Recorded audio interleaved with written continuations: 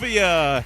Happy Bengals week. Whew. Yes, they've never won there. Yes, I still think they're going to win. And more importantly, today is another bird bucket pull day. Unfortunately, this is why I'm coming to you first, and I am saying I'm sorry. It sounded like I ate most of my microphone, so I wanted to do Stan, who joined the show this week, a good service, and I cleaned up all of my audio as best as I possibly could, and I actually think it sounds listenable at this point, so it's going to sound a little different than this, and I got to get used to just using my regular microphone, because I tried to use a headset, and I thought to myself, this will just be a lot easier. We won't have to mix this as much. There won't be as much to do. And it delayed the podcast by 2.5 days just by me doing that. So I apologize to Stan, and I apologize to you for the delay. But we had a great discussion about how we felt about the Giants' victory, what we think it means, and do you believe that if there is a premier pass rusher out there, it is time to start thinking about or saying goodbye to Jordan Davis? It's all coming up right now with me and Stan. All right, friends, we are back with another bird bucket pull, and I am with Stan Zacharakis. Did I get that right? I felt like I got it wrong. Zacharakis, but don't worry, my bosses have been getting it wrong for 10 years. I'm used to it. Did they just shorten it to Z? I've had Is that it all Z, they do now? I've had it Z, I've had it Zach. The most of them say Zacharakis. It's what it is what it is. Stan, you've been in the Discord for a while. I love all the stuff that you do. We just had a nice conversation about why you've been off of work for the last couple of months, and glad that you have recovered healthily. And you can hear that towards the end after we get through what the Eagles have added, which is maybe surprising to some of us, even though it was the Giants, a comfortable win with Saquon Barkley saying hello to his old friends. And we can definitely start there, Stan, but you and I kind of look at this in the same kind of rear view mirror and like, hey, it's a good thing. I'm already contemplating how weird it's going to be in Cincinnati because they've freaking never won there, even though it's a short sample size and all that stuff. But how are you feeling after this? This was a nice, relaxing Sunday, and yet there's still some debate in the air. Yeah.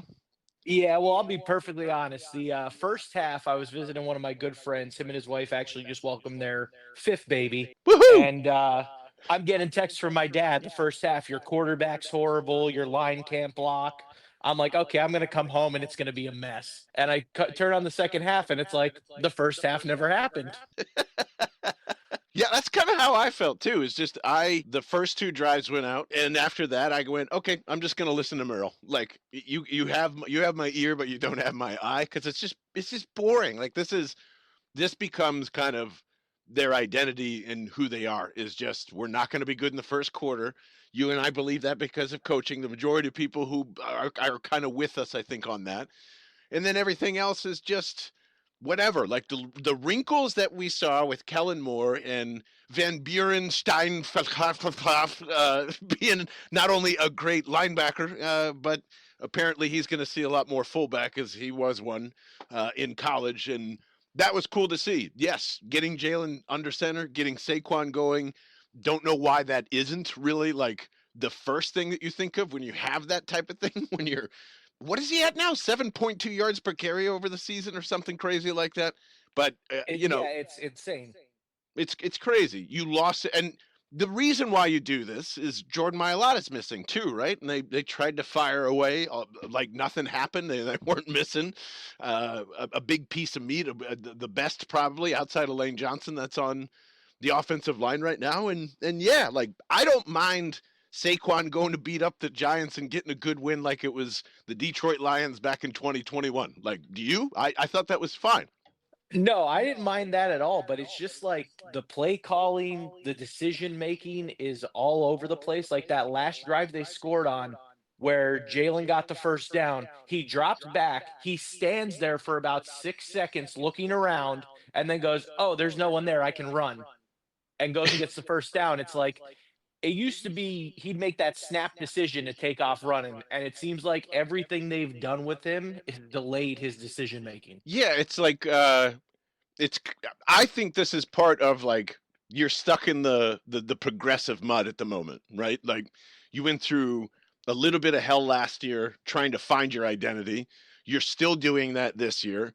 you've kind of found it, but your running back is setting the tone, and I think that's kind of throwing everything off because, like, you know, and we've seen it in the last couple of games now that AJ's been back, and then this one it sticks out the most. That 4th and 3 early on in the game where you're trying to get something going, and man, you hit it for a touchdown. I love that. I don't know if that's Nick Sirianni. I don't know if that's Jalen Hurts, Kellen Moore, or just saying AJ saying they're one-on-one. Just throw me the fucking ball, which is the right decision. And I know if that doesn't hit, we're probably yelling more at Jalen Hurts today. But, you know, whatever.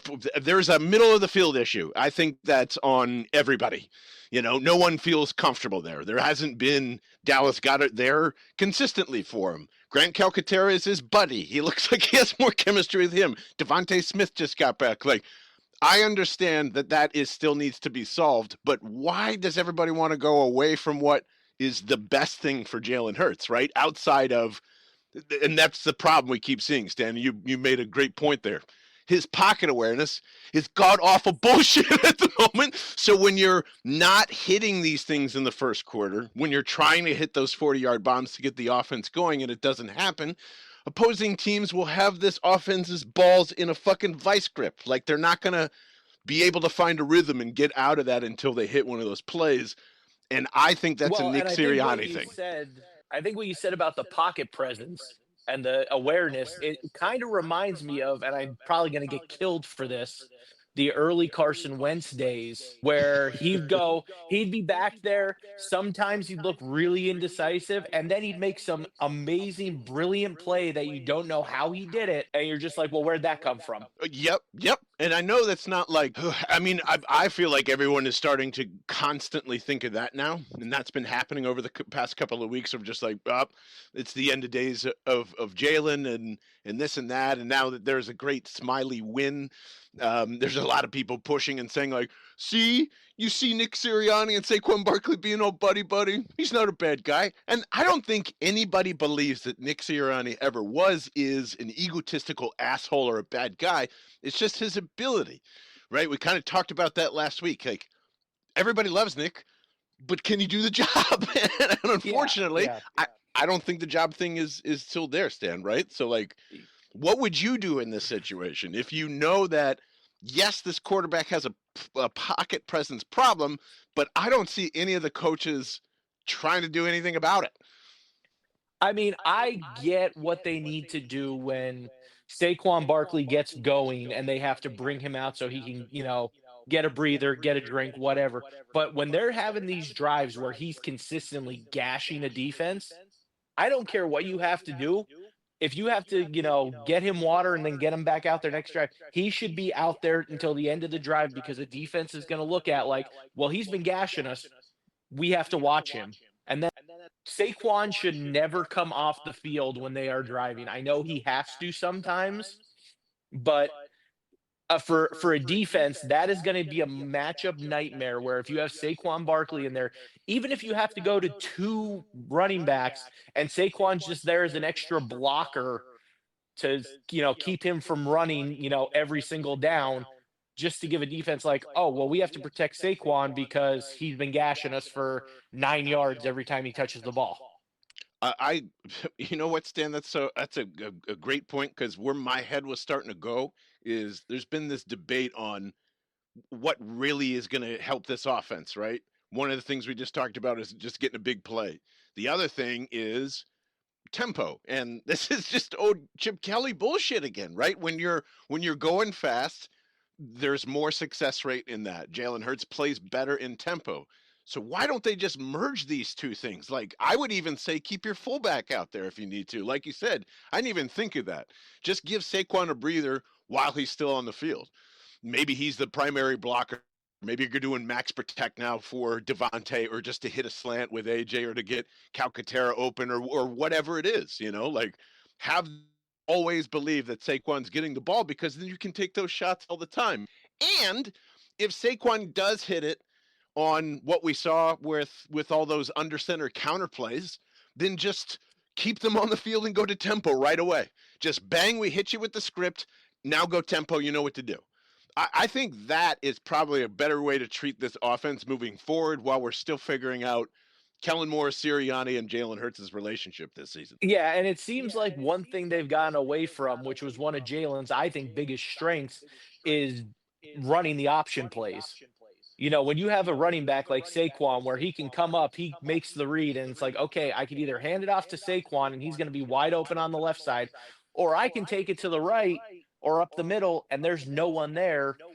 You're taking one key aspect out of Jalen Hurts' game and just throwing it in the garbage. Yeah, and that's part of, I think that is both QB and offensive coaches group them all together, because I don't know if this. I can't believe that, like, Jalen, I know, is we're gonna figure out whatever he's trying to do in terms of progressions when he's in there, but they're essentially giving him all the A and B gaps in the world to escape from. And like, I thought he kind of recognized that. Maybe it was the Green Bay game, where even in Atlanta, where they were trying to pressure him and they were picking up the blitz pretty well. But I don't understand how there isn't a leak out of there. Like, even if that's Saquon waiting with him, or just get something more comfortable where you can just dump out of that real quick, because that I think is the problem with Sirianni's offense right now, in those long developing bombs, is there is literally no safety outlet. Even if that's an eligible fucking tackle, like, who cares? You have to have somebody there to flip the ball to, and I think it's worth talking about either. I think this is, this Eagles offensive identity would run a lot better if it was in pistol, or if it had two of anything back there, just like you were talking about, Stan. Maybe that is running more pony 22, or just having another tight end, a linebacker, just have an option for Jalen Hurts. Until we figure out what's going on with the long game. Well, yeah, especially too, because you throw there or extra running back as a blocker, that's going to be you. Might just disconnect it. You throw an extra running back in there, an extra tight end. One thing with our offensive line is we've had a lot of trouble picking up stunts. And I can see having that extra blocker there. It gives Jalen that extra security blanket to be like, hey, I know I have at least one more second, because someone can run up and, running back can run up and catch a block. Or, I have an extra tight end on the edge who's going to, try and keep the edge clean for me. Because I think the biggest thing is I think he hears footsteps a lot when they're not there. Yeah, and it's weird how it's, because I don't believe it's every time either. There are times when he does stand really strong in there. And I know that he's got his eyes down the field. He's not dropping his eyes. I think Ron Jaworski was saying that from week one on, but I haven't noticed that at all. It's just there's not like and yes, when you're that short and there's dudes jumping up, and how big is Landon Dickerson alone, or Cam Jurgens? Like, you're not, sorry man, he's kind of Doug Flutie. You're not going to be able to see everything over there, right? Especially when you're feeling those footsteps. But if I think you're almost suggesting kind of like force him a humongous pocket where he has no other choice other than to stay in there. And I think another tight end running back does that for him, for sure. One person's going to leak out of there. One person's always going to stay in and block. And you can keep those, exotic blitz packages constantly guessing. If it's a delay from the middle linebacker or one of those guys while they're playing nickel and dime, boom, just like you said, you're ready for it. They're guessing too. And now, did you see any of the Chiefs 49ers game, by the way? I did not.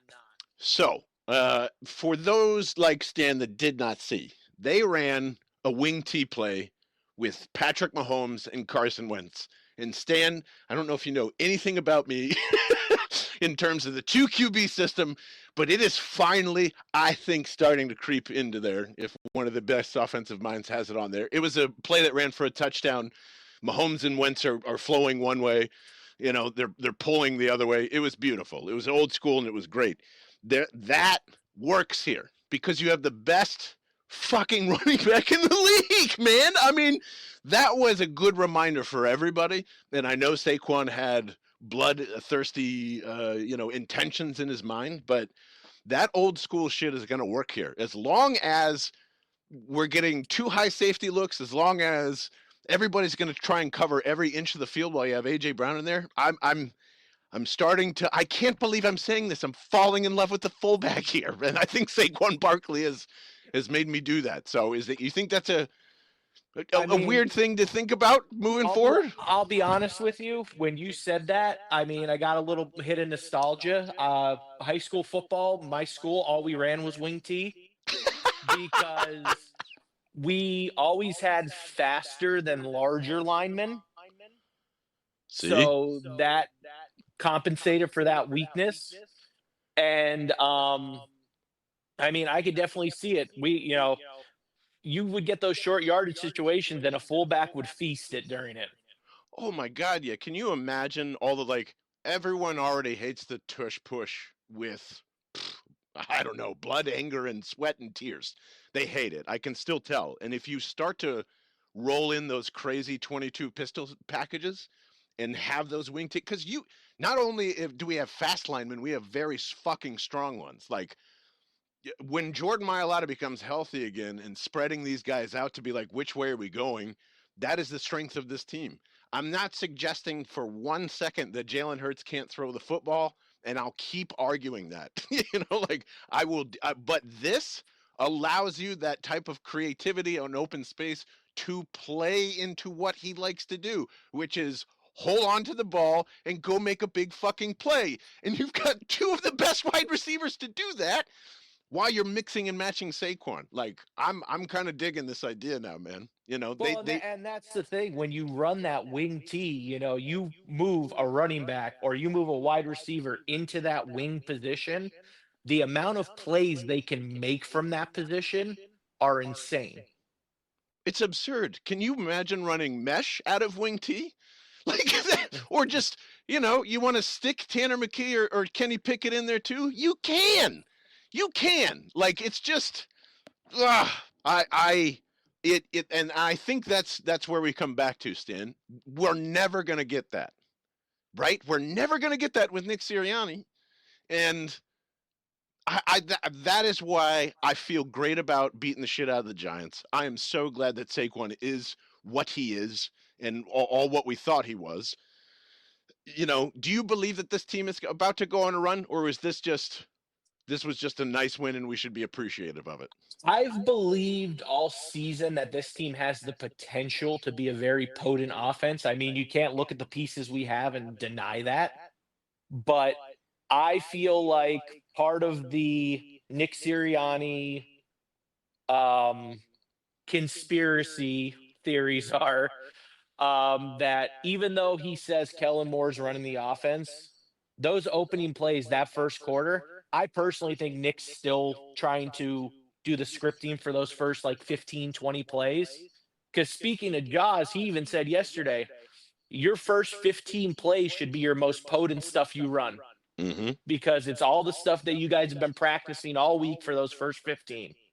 And we come into the first quarter and we can't gain a yard half the time. And And you it's know just what? like confusion. It's I almost feel as though that Nick Sirianni's philosophy is just like, I want to see what they throw at us for a quarter, and we're not going to give them shit, because it's so funny that you said I didn't really pay attention to the first quarter either, and if you just watched even part of the second quarter all the way through, you wouldn't even see what people are complaining about. I don't think anybody would be as frustrated, and that is not a. It's either a mistake or a pattern, or it could be both. But like that, I get that sense that they don't want to show, and I think it's a stupid idea because it really just tells me you're unsure of what you have, and it really kind of solidifies, I think, my opinion on Nick Sirianni doesn't know who he is. But do you feel that way? I feel like they just kind of want to surprise you, and they think they're good enough to beat you for 3 quarters instead of 4. I mean, it definitely feels that way. I mean, me and a few of the guys I watch most of the Eagles game with, we always joke about how it's like their whole philosophy is the bend don't break. And you see it usually like this game, you didn't really have to see it because the Giants couldn't get anything going on offense.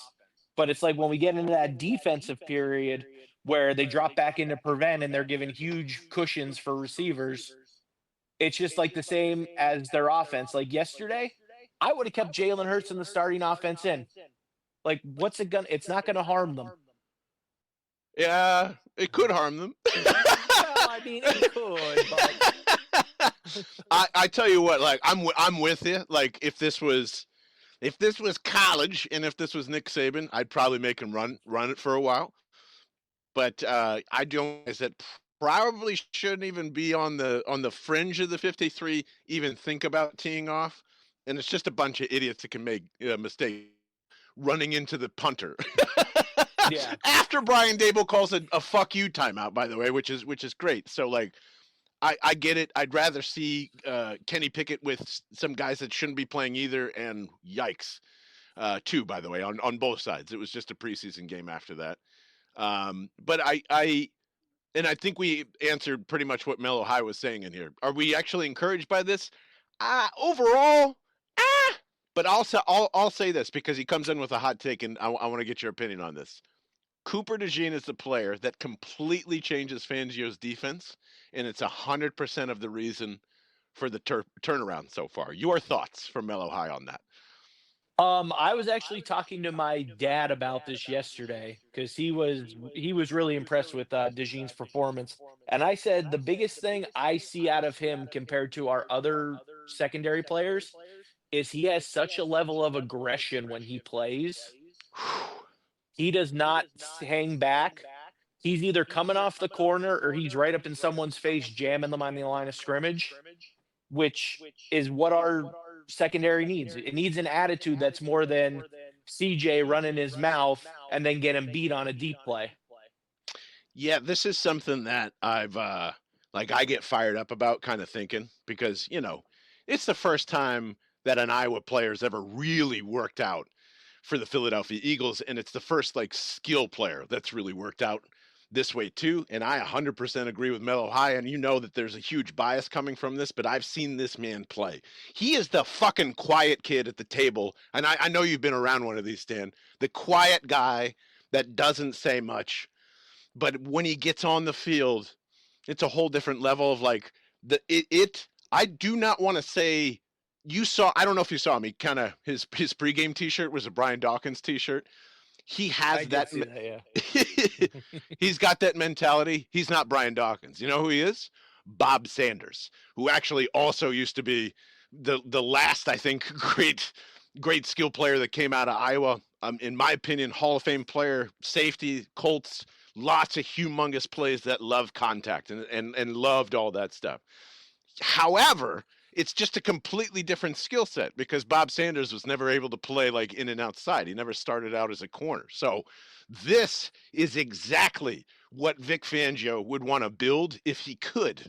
A guy that can move in and out, can blitz, can cover the run. Like he's all over everyone's ass, and I don't even give a shit that Daniel Jones gave him a stiff arm. He had his ass covered to not make a play. Not only that, Stan.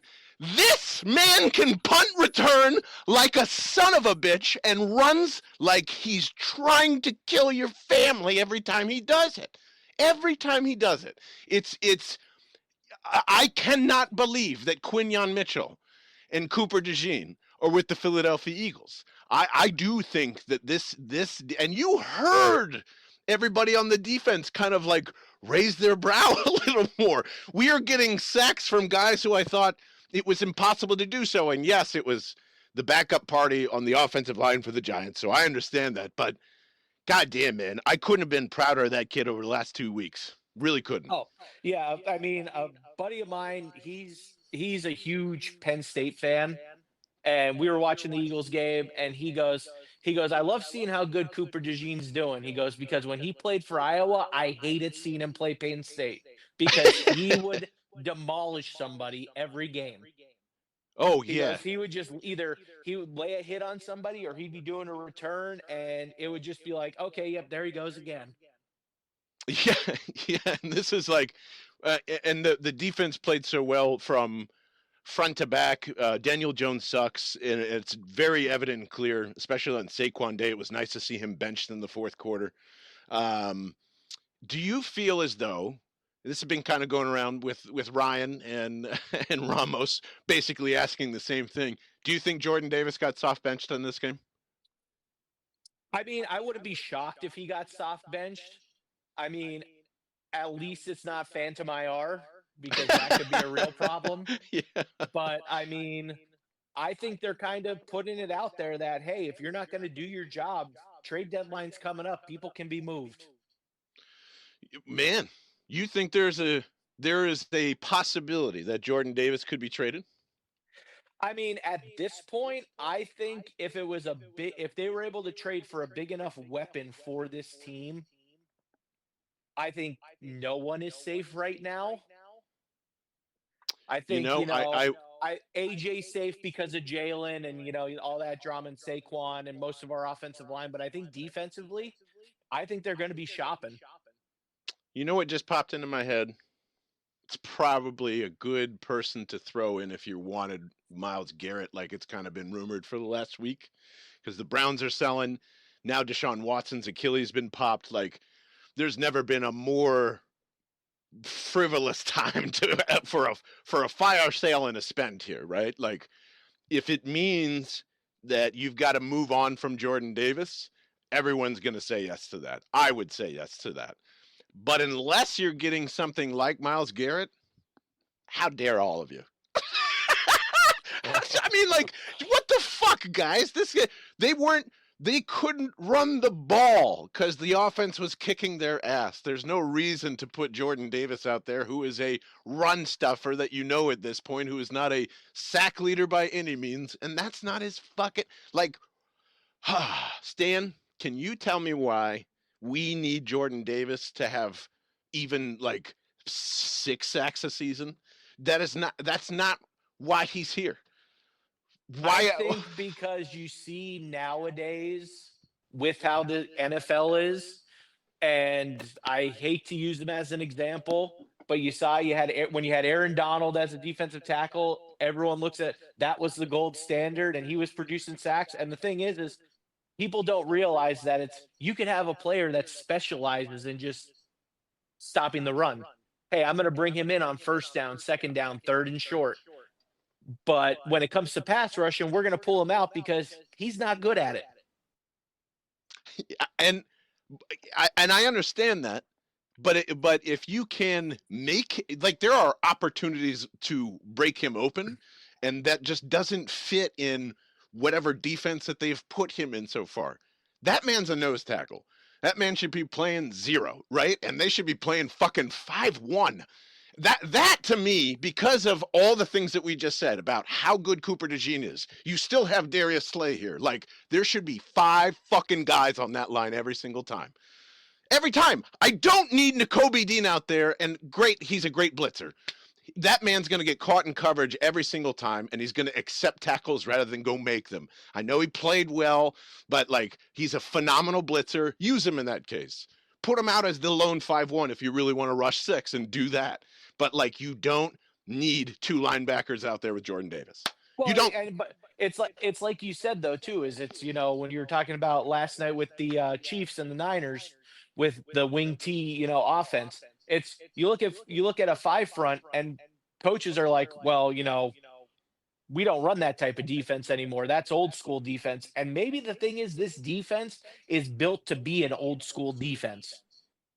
And I'm not saying every time. I'm just saying when you do use him in pass rushing situations, let him take out the center and let everyone guess where the leak is coming from, or the stunt is going, or whatever. Like, there are ways that would open up even Cooper DeJean blitzing or everybody else. He is maybe he's not worth 13, right? I can come to accept the fact that, like, they made a mistake in not taking Kyle Hamilton. Congratulations. I still probably wouldn't change my mind on that selection, even if it was today. Sorry. Like, if we didn't know any of this and these two were presented again, I'm still taking Jordan Davis. No, I agree. I just think, like, with the 5 front, I can definitely see it. Especially if you have him and Jalen Carter out there, and you can get them both to draw a double team, or like you said, have Jordan Davis just literally, you're going to go out there and you're going to murder the center. I don't care if you have to, hold him at the line of scrimmage and make sure he does not get to that second level. You stop him from moving because it's going to free someone else up. Yeah, it allows you to overload the line on each side with your pass rushers need help doing anyway. It gives Nolan Smith more opportunities. It certainly gives what seems to be an aging Josh opportunities too. But you know, listen, it was good to see all those guys in the sack column too. So like, it's and listen, if you don't end up needing Jordan Davis, oh fucking well. He's a very expensive role player in goal line. Great, like you've. The great thing is there's great defensive tackles. We knew Milton Williams was. We knew a lot of these guys are, and Jalix Hunt is still going to get snaps and reps at some point too. So, I think that's all. I don't know. Gun to your head, Stan. You're trading Jordan Davis at the deadline for anything outside of Myles Garrett? No, I wouldn't. Like I said, it'd have to be a really, really good key piece like a Myles Garrett, because I mean, honestly, I think there's a case to be made for next offseason for them to go after Micah Parsons if he becomes a free agent. And Yeah. and I could kind of see him, not being afraid to test the market because he doesn't seem happy with Dallas. I don't think anybody should be happy in Dallas. And that's the Dak like, is. Dak's happy, CD's probably happy, and Micah Parsons be a Philadelphia Eagle since he basically got to Dallas. So I would love that, exactly. And that's honestly, I think, the one thing that they are missing to become an elite defense. Jordan Davis problems aside, and we all know that too. So I welcome Micah. I welcome Myles. And just so you know, Jordan Weaver, who I should have brought that up when you were talking about running more reps when you're blowing out the Giants because your offense isn't that great. He agrees with you completely. I think it's more. I don't know, man. I think it's crazier that the Giants just gave up with that much time left in the fourth. I think it's crazy that was there 12 minutes left on the clock? Something, Yeah, 11? it's just it's insane to me the level you're seeing this year with some of these NFL teams where it's like games going bad. All right, we're benching everybody, we're sitting everybody, and we lose, we lose. It's not a big deal. Yeah, it's like we're on to the next one. My owners won't let me replace the quarterback, and even if I did, I mean, it's still just Drew Lock. So, I long term, look, I don't know. I'm always going to want to celebrate wins, and this is the first non-dragging win in over a year. Isn't that crazy? I mean, outside of, I guess, the Tampa game in 2023. Yeah. But it's been a long fucking time, man. I think over a year since that happened. Is there any optimism? Or I shouldn't ask that because we kind of touched on that. What would make you be convinced that this wasn't just a good Giants victory? I mean, I would have to see them go up against a team that is consistently playing well and win, or at least even if they don't win, at least put up a fight. Like when they played Tampa Bay, that was my point of like, what is this team doing? Yeah, yeah, because that was their Giants moment of the season so far. Like it was, everyone gave up without giving up, essentially. And honestly, every game, just give Saquon the ball until he says, "I don't want it anymore." Yeah. At this point, it has to be that way. I know it's something you and I have been preaching for a while, but like, what is the fucking holdup? I would run tempo the entire first quarter and just see what happens. Even if that means you're getting 3 and outs anyway. Who cares? Who cares if you do them fast against a certain opponent? I would probably do that against the Bengals. They seem ripe for the picking if you can get their defense off quickly and right away. So I'm totally for that. Any thoughts on Cincinnati? I know we've got a couple of days to think about it, but as I said before, it's a weird place to play. McNabb, and you'll hear all the Ty remarks again, and I don't want to relive that ever. I remember this is a place where Zach Ertz got fucking forcibly yelled at to block better for Carson Wentz and everybody else in 2016, when everybody thought that Doug was a humongous buffoon, by the way, and wanted him fired after that game. I don't know, man. The Bengals are kind of in the same situation that the Eagles are. They're way too talented to be even. What are they, 3-4 now after the win? So Yeah. I don't know. It's I really do think it's just all the holdout stuff, and the Bengals always seem to fuck that up. And now that the money's been taken care of, T. Higgins looked great again yesterday. Jamar Chase is who he is. Joe Burrow is pretty, and he throws the ball quite nice. So, I I don't feel I great am about it. so worried that we are going to show up to this game and Super Bowl Joe Burrow is going to show up. Like MVP candidate Joe Burrow, he's been waiting all season just to play the Eagles because we'll get a lead and then they'll be like, "Okay guys, we're going to play prevent now." And he's just going to kill us with slants the rest of the game and we're just going to be sitting there with our hands in the air like, "Hey, what are we doing?"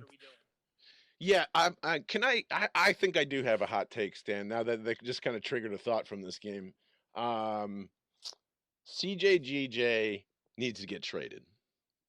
I'm done. Yeah.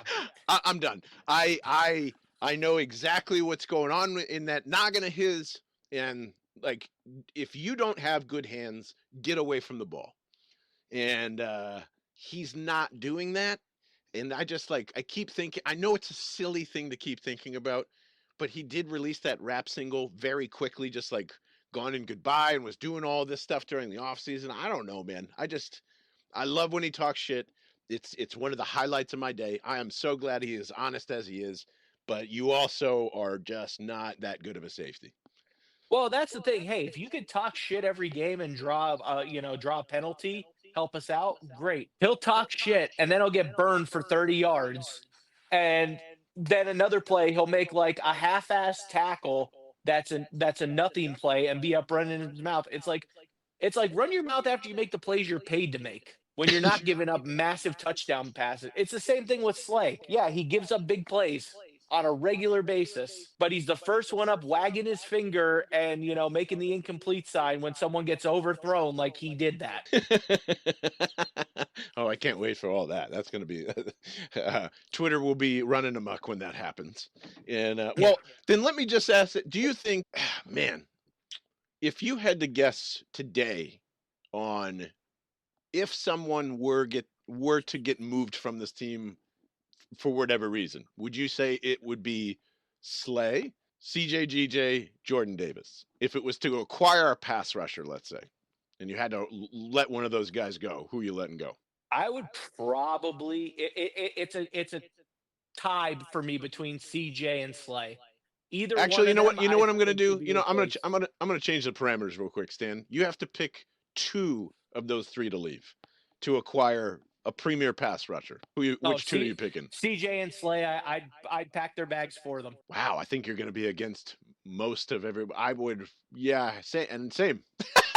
I do believe. Because I'll Go let ahead. Quignon and Cooper hop in there, and you know what? They're going to learn on the job. But you know what? I see a lot more potential with what they can do this season than what I see with Slay and CJ. Yeah, I would. Is it clear to you too, Stan, that Isaiah Rodgers stinks? He was Yes. he was the guy playing in the fourth quarter, mind you. Mhm.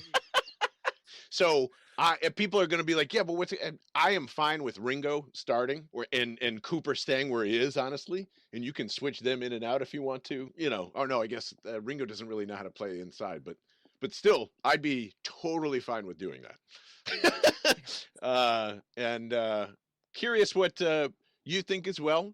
As always, you can hop into the Discord. It's down below in the description of this podcast. You can follow along at Bell and the Bird on Instagram and Twitter, at John Barchard as well. Stan, do you have any social media you want to shout out, by the way? No, I'm pretty much social media is just me and the family. So, That's a good social media to have, man. That's the best yeah. kind. You can talk to Stan anytime because he's in the Discord. He makes, although he's taken a little bit of a break from it, he makes amazing Warhammer figures, which is mind blowing to me. I can't appreciate you enough for taking an afternoon and talking some birds with me, man. I think this is really fun. Oh, John, it was my pleasure. Go follow along. Yell at us if you have any thoughts. And I'll probably have a couple more before the weekend is out, as I'm just so glad that there's another 1 p.m. game. I think that's why I honestly feel better about this win. So I'll see you guys later on this week. I'll see you in the Discord. And go Birds as always. Go Birds.